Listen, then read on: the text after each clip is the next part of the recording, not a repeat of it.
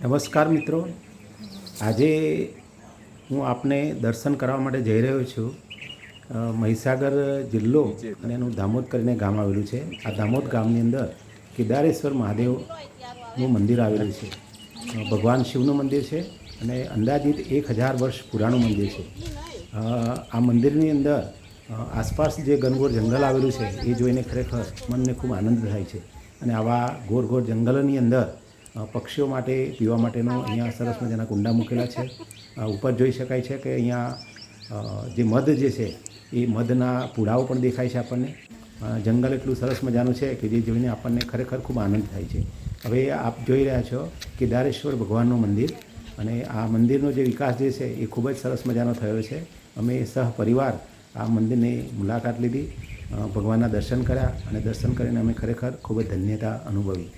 આસપાસનું આવવા માટે સરસ મજાનો જંગલમાંથી રસ્તો બનાવવામાં આવેલો છે, અને આ મંદિરનો વિકાસ પણ ખૂબ થયો છે. એ જોઈને ખૂબ આનંદ થયો છે. અને આનંદ થાય સ્વાભાવિક છે કે આવા ઘનઘોર જંગલની અંદર પણ સરસ મજાની આ વ્યવસ્થા કરવામાં આવેલી છે.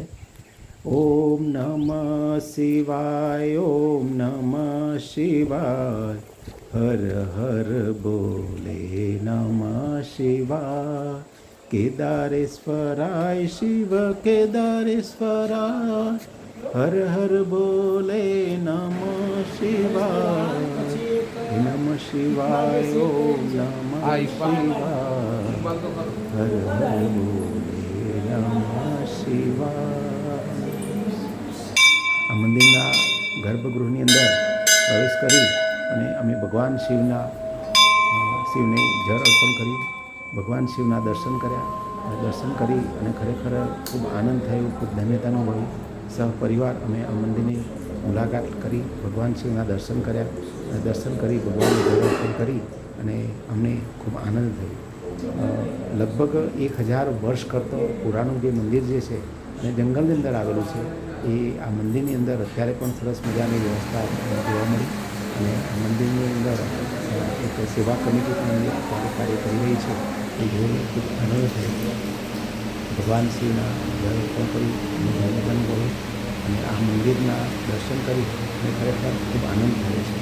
આટલા ઘનઘોર જંગલની અંદર પણ પર્યાવરણ ખૂબ જ સરસ મજાનું છે. પક્ષીઓ માટે પણ સરસ મજાની વ્યવસ્થા કરવામાં આવેલી છે. પાર્કિંગની પણ સુંદર વ્યવસ્થા કરવામાં આવેલી છે. મંદિર ટ્રસ્ટ તરફથી જાણવા મળેલ છે અહીંયા સરસ મજાના ભંડારો પણ અહીંયા શ્રાવણ મહિનામાં થાય છે. અને અંદાજિત 15થી 20,000 જેટલા માણસોનો ભંડારો અહીંયા કરવામાં આવે છે. આટલો બધો અંદરના જંગલની અંદર આવી સુંદર મજાની વ્યવસ્થા મંદિર ટ્રસ્ટ કરી છે એ જાણીને ખરેખર ખૂબ આનંદ થયો.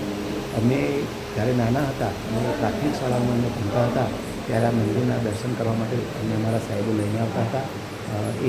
એના અંદાજે 30થી 35 વર્ષ જેટલા સમય પછી અમે આ મંદિર